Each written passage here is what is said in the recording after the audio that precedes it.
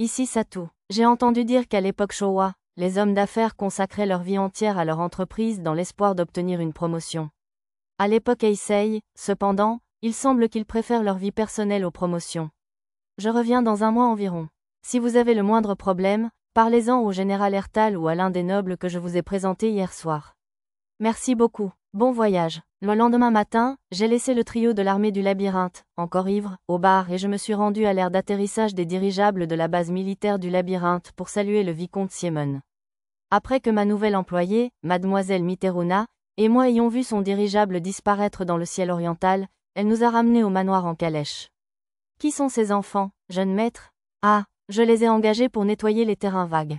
Il était encore tôt, mais les enfants s'affairaient déjà sur notre terrain, moins envahis par les mauvaises herbes qu'avant. Les regarder me rappelait les enfants sans abri que j'avais croisés dans une ruelle la veille au soir, en jouant à la poursuite. Ce n'était peut-être pas mes affaires, mais je voulais au moins m'assurer que les gens autour de moi étaient heureux. Surtout pour profiter de mon voyage touristique sans souci, mais quand même. Mademoiselle Mitteruna, y a-t-il des orphelinats dans cette ville? Appelez-moi simplement Mitteruna, jeune maître. Si vous parlez à vos serviteurs avec autant de politesse, certains vous mépriseront ou tenteront même d'en profiter. Merci pour l'avertissement. Je vous appellerai simplement Mitteruna, alors. Je n'étais pas sûre non plus de vouloir être appelée jeune maître, mais elle m'a dit que c'était la norme pour les serviteurs. En ce qui concerne les orphelinats. D'après Mitteruna, la cité du labyrinthe comptait un orphelinat à la guilde des explorateurs et un pour chaque temple principal, soit un total de 8. Cependant, comme je l'avais constaté la veille, les orphelinats affiliés au temple n'accueillaient que les enfants beaux, et l'orphelinat de la guilde des explorateurs n'accueillait que les enfants orphelins des explorateurs grenats. Il y avait aussi un orphelinat royal, mais le directeur fut découvert en train de détourner les fonds du royaume. Il fut donc exécuté et l'orphelinat détruit. Mitteruna ajouta qu'elle avait une amie qui avait travaillé à cet orphelinat. Selon cette amie, le détournement de fonds était une fausse accusation, portée contre la directrice parce qu'elle avait refusé de verser un pot de vin exigé par un fonctionnaire du gouvernement. Bien sûr, ce fonctionnaire avait déjà été jugé par le noble Envers, alias le conseiller Poputema. Il devrait donc être possible de reconstruire l'orphelinat, alors. Oui. L'hésitation de Mitteruna avant d'acquiescer m'incita à lui demander pourquoi. Eh bien, le vice-roi actuel ne semble pas trop s'intéresser aux questions d'aide sociale. Elle a dit qu'il serait quasiment impossible de relancer l'orphelinat public à moins qu'il ne soit remplacé ou qu'un noble très influent ne le fasse. Pas encore, alors, je suppose, ai-je murmuré en regardant la carte. Vous êtes sorti toute la nuit, et maintenant vous ramenez une femme à la maison? Coupable. Dès notre retour à la maison, Arisa et Mia ont foncé, l'air d'avoir veillé toute la nuit. Elles ont dû veiller à m'attendre, même si je leur ai dit que je ne reviendrais peut-être pas. Voici la nouvelle femme de chambre en chef. Hein? Celle dont vous avez parlé hier? Monsieur, j'ai expliqué que nous étions allés saluer le vicomte Siemon, puis je suis entrée. Bienvenue, Oumi, bon retour, monsieur. Tama et Pochi se sont précipités vers moi et se sont accrochés à mes jambes. Alors qu'elles se frottaient contre moi pour me caresser la tête comme d'habitude, elles aperçurent Mitteruna et se figèrent. Miaou? Danger étranger, monsieur. Elles se précipitèrent derrière moi pour se cacher. Ne soyez pas impolis envers notre invité, vous deux, gronda Lisa. Bienvenue à la maison, maître. Maître, votre retour sain et sauf est célébré, je vous le signale. Une fois tout le groupe réuni dans le salon, je fis les présentations. Voici Mitteruna, la femme de chambre en chef qui sera en charge de la maison. Enchantée de vous rencontrer. Humble comme je suis, je ferai de mon mieux pour que la maison fonctionne bien. Merci de m'avoir reçu. Remarquant son dos droit comme une règle, les filles ajustèrent également leur posture. Je suis la plus jeune elfe de la forêt de Bolénan, Missanaria Bolénan, fille de Lamisoya et Lilinatoa. Une elfe? Lorsque Mia se présenta, Mitteruna laissa échapper un léger sursaut de surprise. Je suis Nana, je vous présente. J'appartiens au maître, je déclare. Alors, vous êtes la maîtresse de maison? Demanda Mitteruna. Elle est comme un membre de ma famille, mais non, ce n'est ni ma femme, ni mon amante, ni rien, répondis-je rapidement, corrigeant ce malentendu.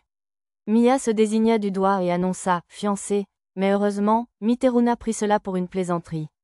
Bonjour, je suis Lulu. Je m'occupe de la cuisine, du ménage, etc.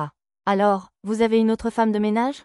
Ah, elle est comme un membre de ma famille, elle aussi, pas une servante.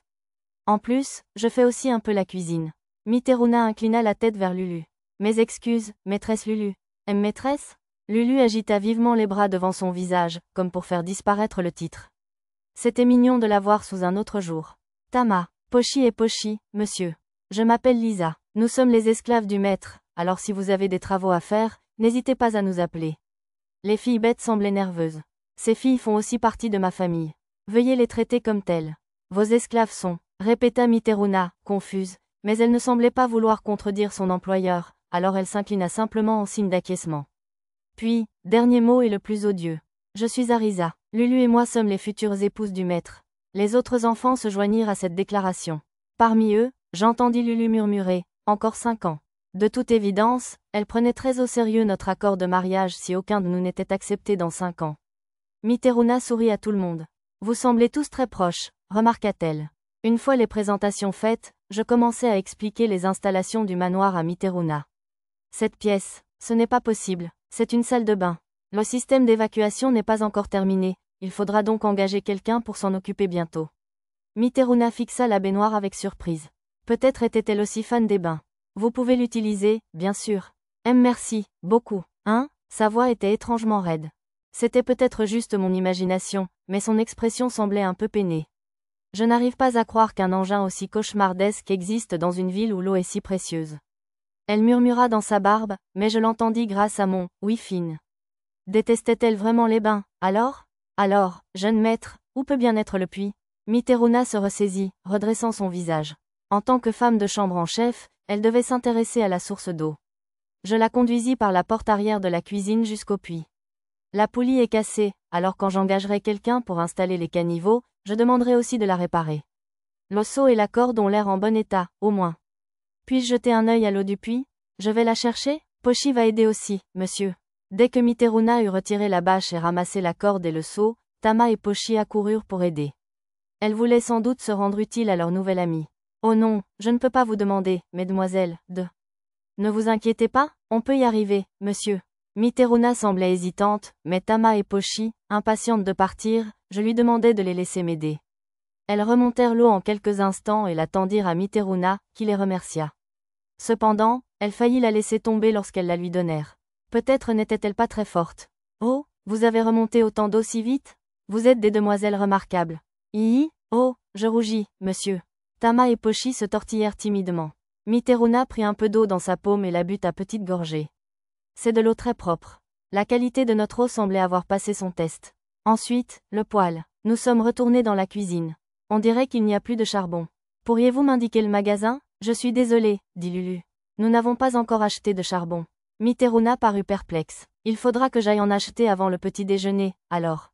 À quoi sert le charbon exactement? Mais le poêle, bien sûr. Lulu fit alors glisser le plan de travail mobile, révélant l'ustensile magique chauffant qu'il contenait. Une odeur de lait chaud emplissait l'air. Elle devait préparer du porridge au lait pour notre petit déjeuner. Chez nous, on utilise ça pour cuisiner. C'est un ustensile magique? Oui, on peut aussi régler la chaleur. C'est plus pratique que le poêle. Lulu parut un peu fière face à la réaction surprise de Mitteruna. Un ustensile magique installé sous le plan de travail. Les autres ustensiles de cuisine sont-ils aussi des ustensiles magiques? Oui, celui-ci est un outil magique pour le four, et celui-ci un outil magique pour puiser l'eau. Nous utilisons aussi un outil magique pour chauffer le bain, je pourrais donc te montrer comment t'en servir plus tard. Lulu montra chaque outil magique à Mitteruna, et elle était toujours surprise. La maison du vicomte Siemon possédait probablement de nombreux ustensiles de cuisine magiques, mais ceux-ci étaient de ma création. Ils étaient inspirés des systèmes intégrés des cuisines japonaises, ils ne ressemblaient donc probablement pas à la plupart des autres outils magiques. Un outil magique pour puiser l'eau. Tu utilises régulièrement des pierres à eau si précieuses? Après tout, aller au puits à chaque fois prend du temps. Nous n'utilisions qu'une pierre à eau de la taille d'un galet par mois, le coût journalier n'était pas trop élevé. Mon sac de puits était un objet de magie spatiale, donc son fonctionnement était complètement différent, même si le résultat final était le même. Il y a aussi une pierre à eau intégrée dans la baignoire. Pas besoin de puiser de l'eau pour un bain. Je lui ai montré comment remplir le bain. Remarquable, Mitteruna murmura, émerveillée, en introduisant de la magie dans les circuits qui faisaient couler l'eau. Elle ne détestait donc pas vraiment les bains, juste le travail que cela demandait généralement pour apporter l'eau et la faire bouillir. À bien y penser, prendre des bains dans les endroits où nous logions à Seriou et dans l'ancienne capitale était un tel spectacle qu'il fallait plusieurs hommes pour tout préparer. De plus, comme il s'agissait d'une maison neuve, la visite s'est terminée assez rapidement. Je pris soin de lui dire de ne pas aller au sous-sol attenant à mon bureau, car c'était pour se téléporter. Quelle magnifique maison vous avez! Je n'ai jamais vu un endroit aussi bien nettoyé et réparé. Mon prédécesseur devait être très expérimenté. Miteruna poussa un soupir d'admiration. C'était en fait la magie de Lelilil qui avait fait tout cela, mais je ne voulais pas lui gâcher le moment, alors je me taisais. Au lieu de cela, je tendis à Miteruna une bourse remplie de pièces d'argent et de cuivre. Elle aurait probablement besoin d'argent pour acheter des marchandises et des provisions. Jeune maître, un noble propriétaire peut acheter à crédit, ce qui évite de confier une telle somme à votre servante. Ah oui, je suppose qu'il y avait aussi un système de crédit dans l'ancienne capitale. Pourtant, ça ne valait que 20 pièces d'or, alors je lui ai demandé de le garder au cas où. Les autres enfants ne semblaient pas avoir mangé non plus, alors nous sommes allés à la salle à manger pour un petit déjeuner tardif. Alors, c'est du porridge au lait aujourd'hui, hein? Avec du miel. C'est doux et délicieux, je vous assure. Il semblait y avoir un peu de jus de citron mélangé, atténuant la douceur pour un goût rafraîchissant, idéal pour bien commencer la journée. On a reçu du lait frais ce matin, alors j'ai décidé de m'en servir. C'est délicieux, Lulu. Elle rougit et sourit à mon compliment. Maîtresse Lulu, cette couleur convient-elle au gratin? Oh oui, c'est parfait. J'avais invité Miteruna à se joindre à nous pour le petit déjeuner, mais elle déclina poliment. Il était contraire à sa politique personnelle qu'une servante dîne à la même table que leur maître. Elle était aussi sérieuse que son apparence le laissait entendre. Malgré son intransigeance, elle ferait une employée très digne de confiance. Apportez cette assiette verte à Mia, s'il vous plaît. Compris. Au lieu de bacon, le plat de Mia contenait des tranches de champignons et des épinards. Les filles bêtes semblaient encore affamées après le porridge, alors elles se jetèrent sur le gratin.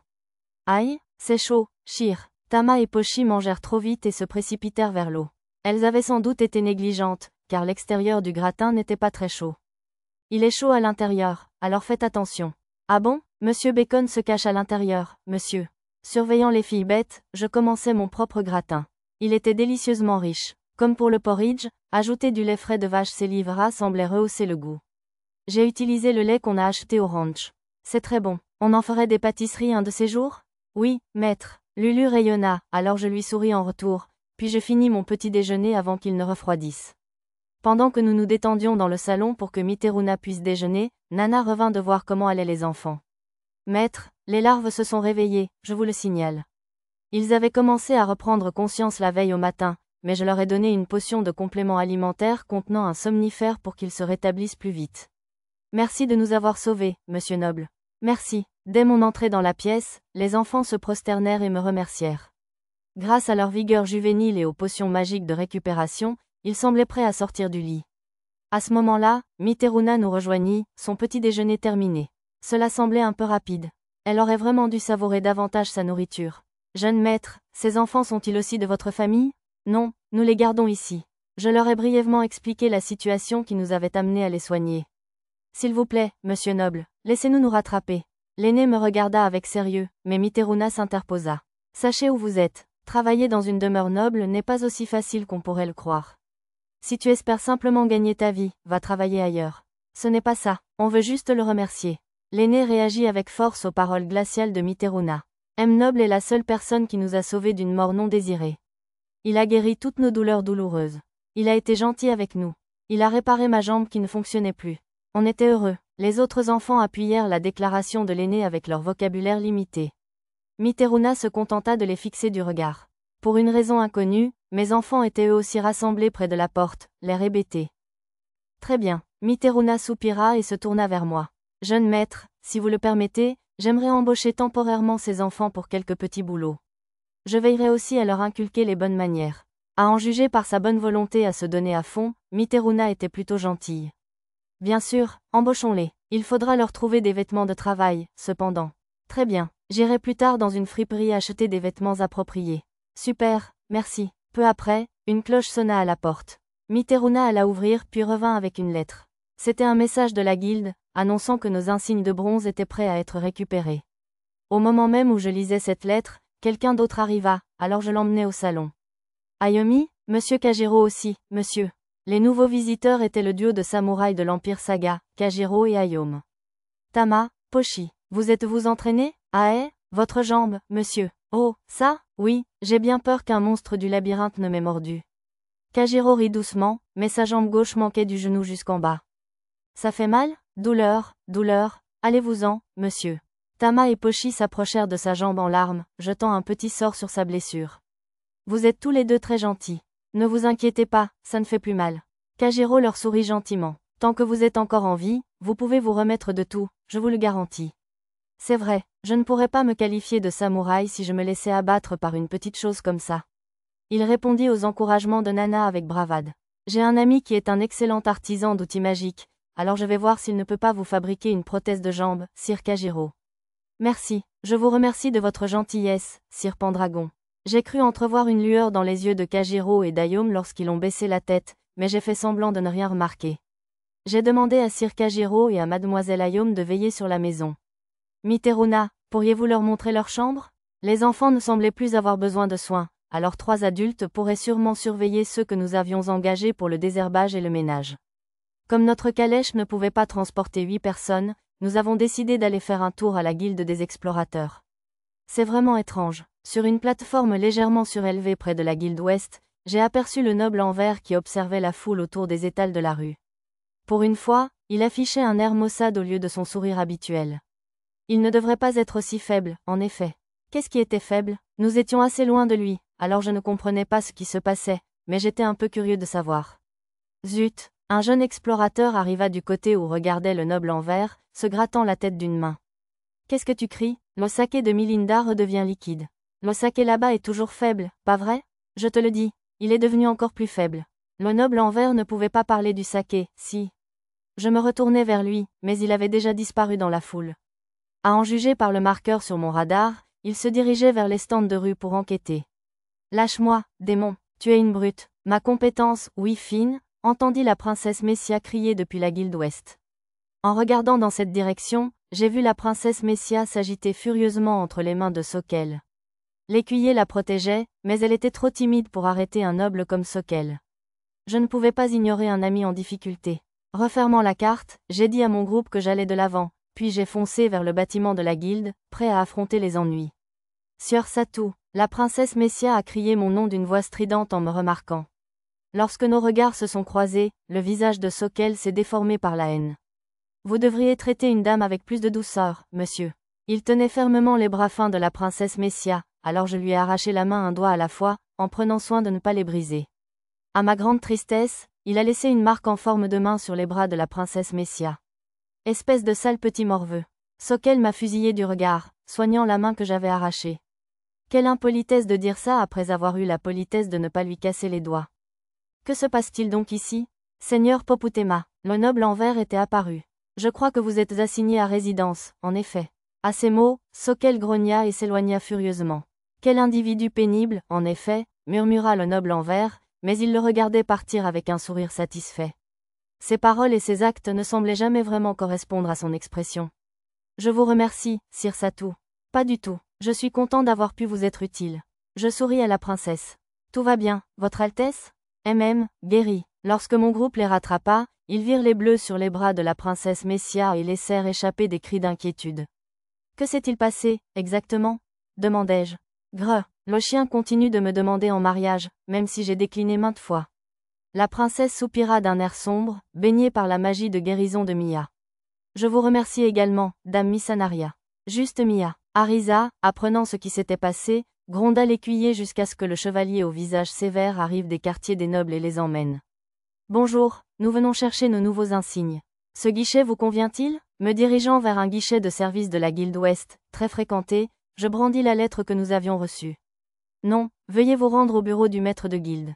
Un préposé vous y guidera. Oui, tout se passe. Arisa s'est enthousiasmée aux paroles de la réceptionniste et a levé les poings. Ses cris de triomphe ont surpris la réceptionniste, qui s'est reculée. Arisa, essayez de baisser le ton en public, s'il vous plaît. J'ai donné à Arisa une légère tape sur la tête.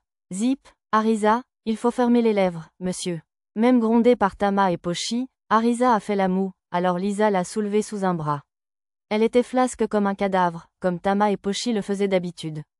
Je vous prie de m'excuser pour tout ce tapage. L'employé de la guilde a accepté mes excuses avec un sourire ironique. Peu après, une femme d'une trentaine d'années, à l'allure officielle, s'est approchée de nous. Elle était accompagnée de 2 membres du personnel, ce qui signifiait qu'elle devait être assez importante. Êtes-vous sœur Pendragon? Oui, c'est moi. Bonjour, je suis Ushana, la secrétaire du maître de guilde. Veuillez me suivre jusqu'au bureau du maître de guilde. Bien que la réaction d'Arisa ait été excessive, Je ne pensais pas que n'importe qui rencontrerait le maître de guilde simplement pour avoir gagné ses insignes de bronze. C'était probablement à cause des rumeurs que j'avais entendues au bar, selon lesquelles nous aurions acquis notre butin par des moyens sordides. Nous avons suivi mademoiselle Ushana dans l'escalier. Il semblait que le bureau du maître de guilde se trouvait dans l'une des flèches de la guilde ouest. Maître de guilde, j'amène Sir Pendragon et les membres de son groupe. Mademoiselle Ushana entra, tandis que nous attendions tous devant la porte. Puis, peu après, Sir Pendragon, entré, seul, une voix de vieille femme, sans doute celle du maître de guilde, m'invita à entrer. Soudain, une canne vola vers moi. Son extrémité était aussi tranchante qu'une lance, et elle me transperça les yeux dès que j'ouvris la porte.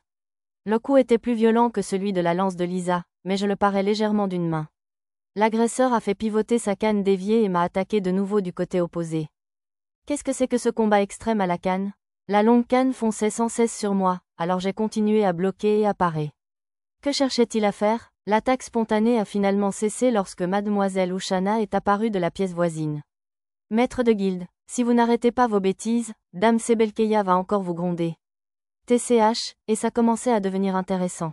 Pas vrai, Satou? La personne qui m'avait attaqué avec la longue canne était la maître de guilde. C'était une femme de 87 ans, c'est pourquoi je me contentais d'esquiver et de bloquer ses attaques sans riposter. C'était une magicienne de niveau 52, avec les compétences magie du feu et magie de la lumière. Mes excuses, mais je n'apprécie pas particulièrement les embuscades. J'aurais aimé qu'elle suive l'exemple de la grande prêtresse du temple Tenion, au calme et à l'esprit serein, au lieu d'agir avec autant d'immaturité. Oh, voyons, un homme qui a passé des jours dans le labyrinthe lors de son tout premier voyage et récupéré plus d'une centaine de noyaux doit sûrement aimer le combat. Pardon, le nombre n'était pas le problème. C'était le fait qu'elle ait dit que c'était moi qui l'avais fait. Ce sont les membres de mon groupe qui ont combattu. Je les surveillais juste. Ah, qui croirait à de telles bêtises? Même si c'était vrai, les monstres devaient être trop faibles pour mériter de les combattre soi-même, non? Non, ce n'était pas pour ça que je ne combattais pas. Je restais en dehors de ça, car je savais qu'ils pouvaient vaincre ces monstres sans mon aide. D'ailleurs, cette épée n'est-elle pas fabriquée par le vieux Doal? Ce type ne donnerait pas une épée de sa fabrication à n'importe qui. Si tu veux cacher ta force, tu ferais mieux de recouvrir ce seau d'un tissu ou autre. Je cachais déjà suffisamment ma force. Je ne voulais pas avoir à cacher mon épée, moi aussi. L'aînée Doal est une de mes compagnes de beuverie. Je ne pouvais pas lui dire que j'avais fabriqué l'épée avec elle. Dès que j'ai dit « compagne de beuverie », les yeux du maître de guilde ont brillé comme un prédateur guettant sa prochaine proie. C'est vrai? Alors peut-être qu'on devrait être compagne de beuverie, toi et moi? Certainement. Je serais ravie de vous offrir quelques boissons et en cas, si vous le souhaitez. Son côté combatif ne m'enchantait pas, mais elle semblait tout aussi sympathique que l'aînée Doal. Je n'aurais pas aimé avoir affaire à une personne âgée qui se plaignait, mais j'avais le sentiment que j'allais entendre plein de vieilles histoires sur Labyrinth City si je buvais avec elle. Bref, je m'étais fait mon deuxième ami buveur à Labyrinth City après le général Ertal. Malgré tout, j'aimerais bien passer du temps avec des hommes de mon âge, pour échanger des anecdotes stupides de temps en temps. Bon, on fait la fête. Un instant, l'excitation du maître de guilde fut stoppée par mademoiselle Ushana, qui était revenue avec une boîte. D'abord, veuillez remettre ces insignes de guilde à leur destinataire. TCH. Très bien, bien. Le maître de guilde grommela en acceptant la boîte des mains de mademoiselle Ushana. À cet instant, maître de guilde, on dit que ce Pendragon est là. Une femme à l'air hautain fit irruption dans la pièce, poussant des cris hystériques. J'avais déjà vu son visage quelque part. Frappez avant d'entrer, s'il vous plaît.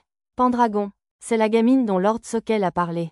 Ignorant mademoiselle Ushana, la femme hautaine me désigna du doigt et cria.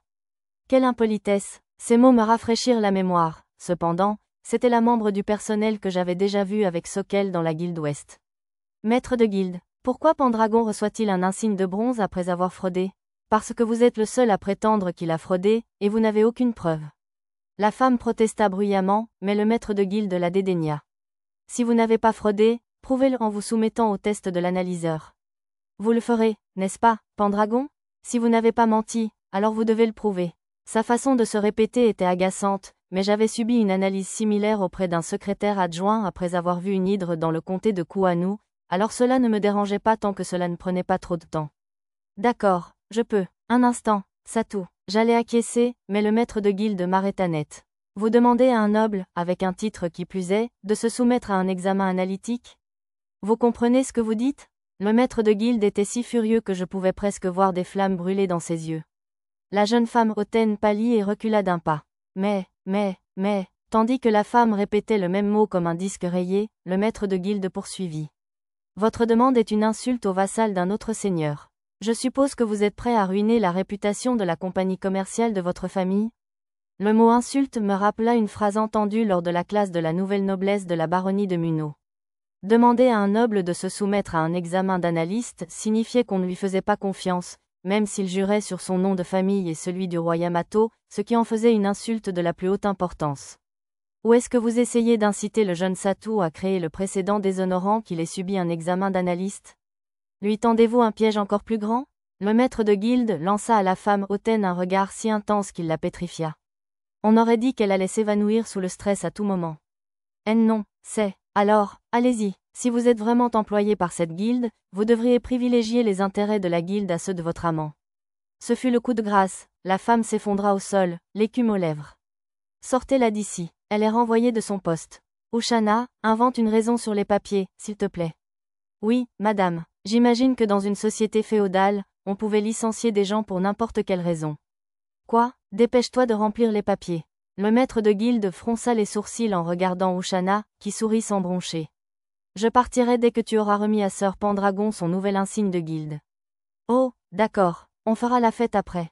Le maître de guilde ouvrit la boîte, en sortant suffisamment d'insignes de guilde pour tout notre groupe. Satou, prends cet insigne grenat. Hein? Je croyais qu'on allait recevoir des insignes de bronze? Oh, ne sois pas si surprise. Ce noble collet monté n'a cessé de vanter tes exploits à qui veut bien l'entendre. Ah oui, le vicomte Siemon s'était donné beaucoup de mal pour me mettre sur pied une équipe de secours. Je crois qu'il t'a surnommé le « sauveur de Munot » et le « tueur de démons de Gourourian », non? Un de nos meilleurs hommes était là lors de l'incident de Gourourian. Tu te souviens de lui? Personne ne m'est venu à l'esprit. Il devait s'agir de l'un de ceux qui combattaient le démon avant notre arrivée. Serait-ce le guerrier au grand bouclier qui combattait aux côtés de Sir Ipaza? Nous avons également reçu un rapport de lui. Qu'il soit moindre ou non, un groupe qui a vaincu un démon sans une égratignure mérite mieux qu'un insigne de bois ou de bronze. Enfin, un insigne de mithril serait de trop, ajouta Ushana. Il faudrait au moins vaincre un démon de niveau intermédiaire pour ça. HMPH, si seulement le conseil d'administration de la guilde avait accepté, vous auriez pu battre un record. Je suppose que le maître de guilde avait prévu de nous donner à tous des insignes en mithril. Silencieusement, j'ai remercié les administrateurs pour leur bon sens. J'ai entendu Arisa murmurer. TCH, maudits administrateurs. En regardant par la porte, mais à mon avis, nous étions mieux ainsi. Maintenant, à propos de l'insigne de grenat. Mademoiselle Ushana nous a expliqué nos nouveaux insignes. Bien sûr, tout le groupe a reçu ces insignes de grenat, pas seulement moi. Normalement, ils étaient réservés aux explorateurs à insigne de bronze qui rapportaient des noyaux de haute qualité à la guilde sur une longue période, mais ils avaient fait une exception pour nous. Cela prenait souvent 5 à 10 ans, alors le simple fait d'obtenir ces insignes de grenat semblait attirer des ennuis. Vous êtes sûr de vous? Nous ne sommes entrés dans le labyrinthe qu'une seule fois. Le maître de guilde a le pouvoir de décerner des insignes de grenat et de les réduire à sa guise.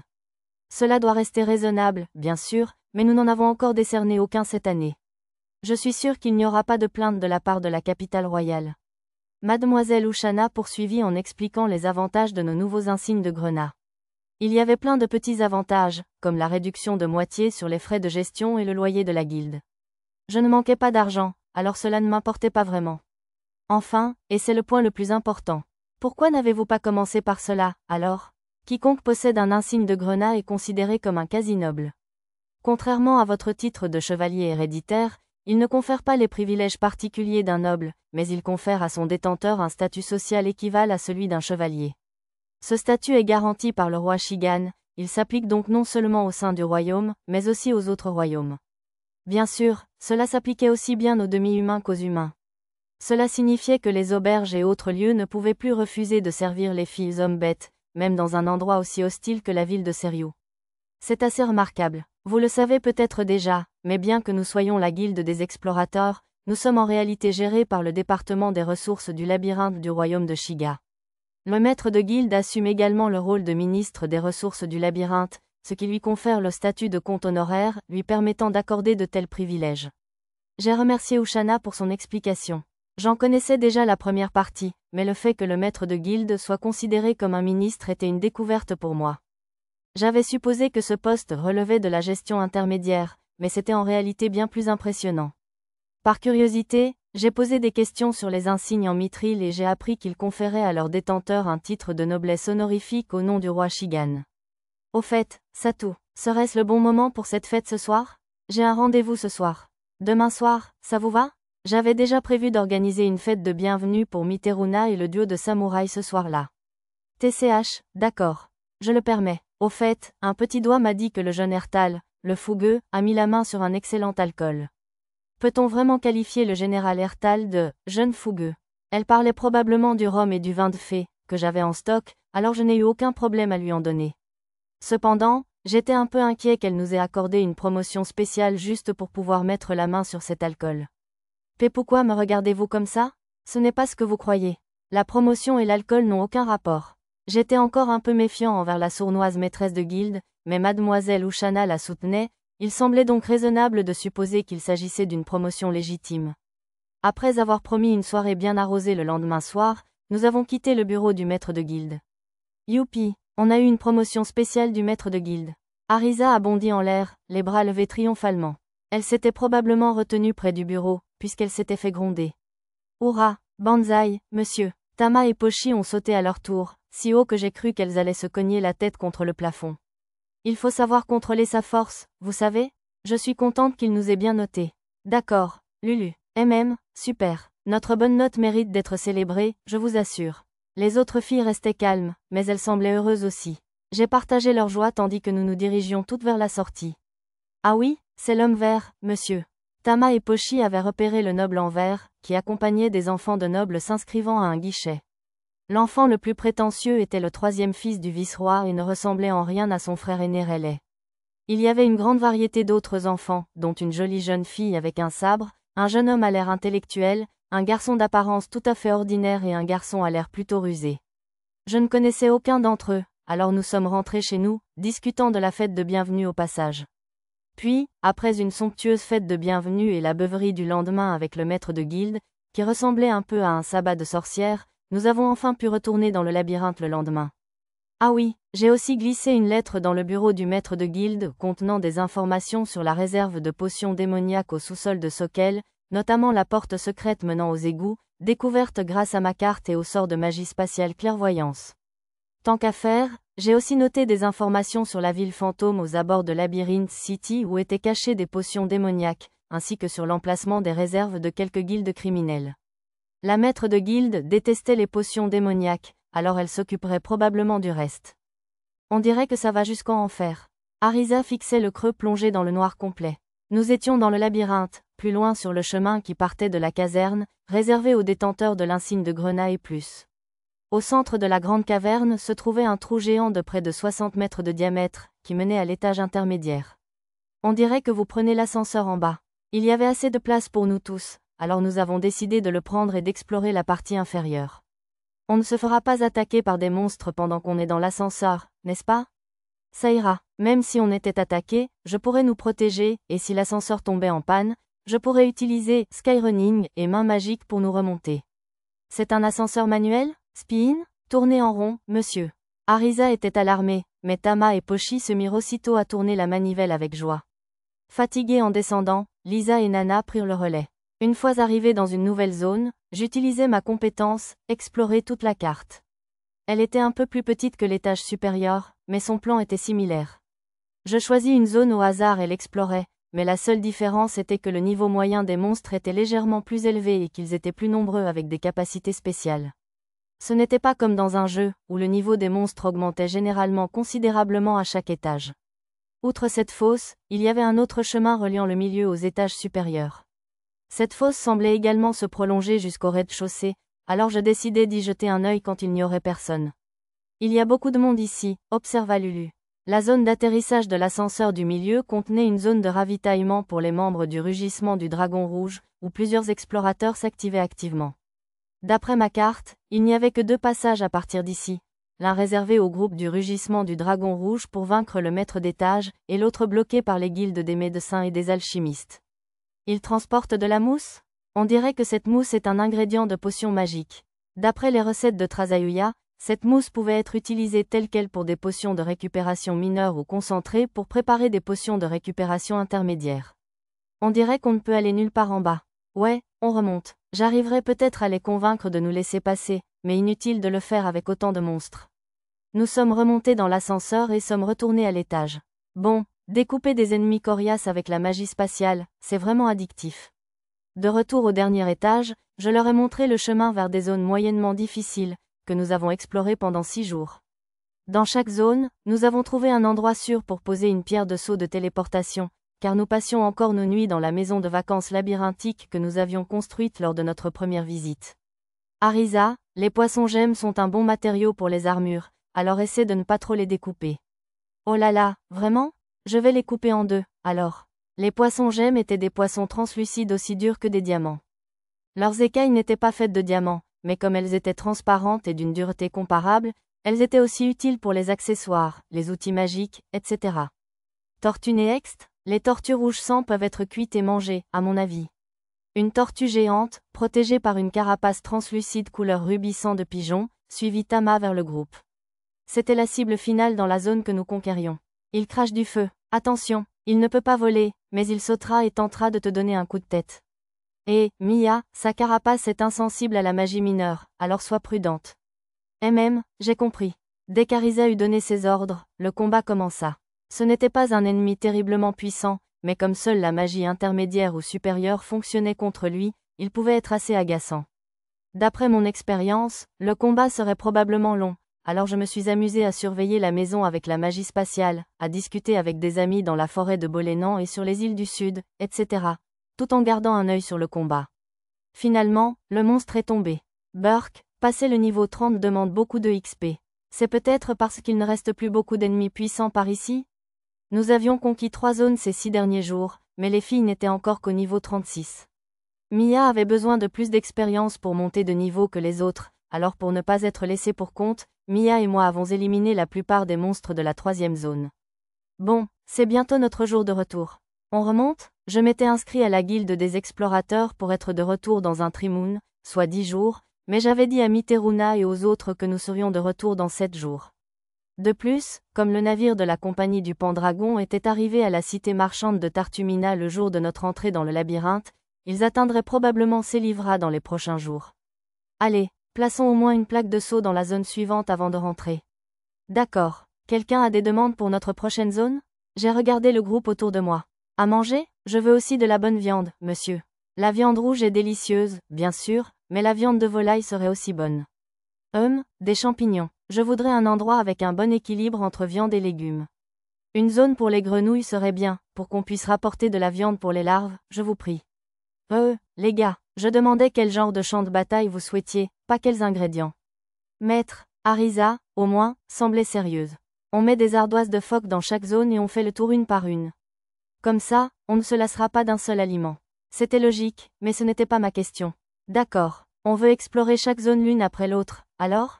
C'était peut-être naïf, mais comme on grappillait les niveaux pour que les filles aient une meilleure survie, je me suis dit qu'elles devraient au moins apprécier le jeu. J'avais déjà exploré chaque zone environnante, alors j'ai cherché des endroits qui correspondraient aux souhaits de chacun. Désolé, mais il ne semble pas y avoir de zone principalement peuplée de monstres ailés. Je vois, il y avait une zone de cocatrix, mais je ne voulais pas risquer d'être pétrifié juste pour de la volaille. Malgré tout, Lisa avait l'air déçue, alors j'ai cherché des zones avec une certaine quantité d'oiseaux. La zone des bêtes terrestres antiques abrite des archéoptérix et une grande variété de viande. La zone adjacente est partiellement sous l'eau, ce qui signifie qu'il devrait y avoir beaucoup de monstres végétaux et aquatiques. Une bête terrestre antique? D'après ce que j'ai vu avec le sort de clairvoyance, ça semble être le terme pour les monstres ressemblant à des dinosaures. Le mosasaure que j'ai vu dans les mers du Sud était aussi appelé une bête marine antique. Le boss de la zone semi-immergée ressemblait à une citrouille lanterne géante flottante, ce qui nous permettrait de préparer des tonnes de tartes à la citrouille. Grâce à des raccourcis grâce à la magie d'Arisa et la mienne, nous avons terminé de définir des points de téléportation le lendemain matin. Lorsque j'ai ouvert ma carte pour nous téléporter, j'ai vu qu'une de nos connaissances était en difficulté dans les environs, alors nous sommes tous allés l'aider. Merci pour votre aide. Essayez de ne pas parler. On dirait que vous avez quelques côtes cassées. Les personnes que nous avions aidées appartenaient à l'armée du labyrinthe. Le sort de magie de l'eau à large portée de Mia sauva les soldats de la mort. Maître, nous avons vaincu la menthe religieuse et la menthe religieuse. Merci, Lisa. S'il y a des blessés incapables de bouger, donnez-leur ces potions, s'il vous plaît. Compris. Brassards ornés d'une croix rouge, mon groupe fit le tour des lieux en appelant les soldats survivants. Sire Pendragon, vous devriez vite partir d'ici. Ils reviendront bientôt avec d'autres monstres. Difficile de le reconnaître à cause du sang, mais c'était le capitaine Zéoron, celui qui était venu me secourir à la demande du vicomte Siemon. Qui sont ces îles? Ludaman et ses pillards. En parcourant la carte, je vis que le nommé Ludaman était un peu plus loin. Je ne pensais pas qu'il viendrait ici lui-même, mais cela ne signifiait pas que nous étions en sécurité. J'ai vu sur ma carte des pillards courir vers nous, suivis de monstres, dans plusieurs passages reliés à cette grotte. En continuant d'observer la carte, j'ai vu plusieurs personnes disparaître et les monstres s'immobiliser dans 2 passages. Ils devaient utiliser leurs subordonnés comme appât jetable. Lisa, je m'occupe de tout ici. Allez, vous et les autres, vaincre les ravages en chaîne qui arrivent par ici. Compris, monsieur. On laisse Mia se soigner? Non, les blessés graves ont déjà été soignés. Je peux donc m'occuper du reste avec les potions que j'ai sous la main. J'ai confié à mon groupe la tâche de vaincre les monstres. Ne soyez pas téméraire, sœur Pendragon. Il pourrait peut-être en affronter une poignée, mais il y en a d'innombrables. Ça ira, ils savent se battre même en infériorité numérique. Il y avait effectivement beaucoup de monstres qui arrivaient, mais ils étaient si faibles qu'ils ne serviraient même pas d'entraînement à mes enfants vu leur force actuelle, alors je ne m'inquiétais pas. La magie spatiale d'Arisa était particulièrement efficace en défense. J'ai souri au capitaine inquiet et commencé à distribuer potions et compléments alimentaires pour que ses soldats puissent à nouveau se déplacer. Tandis que je surveillais Ludaman, le roi pilleur, j'ai remarqué le marqueur d'une autre connaissance à proximité. Il n'avait pas encore établi de contact, et elle semblait être entourée de nombreux gardes puissants, mais j'étais prêt à aller la secourir à tout moment, au cas où.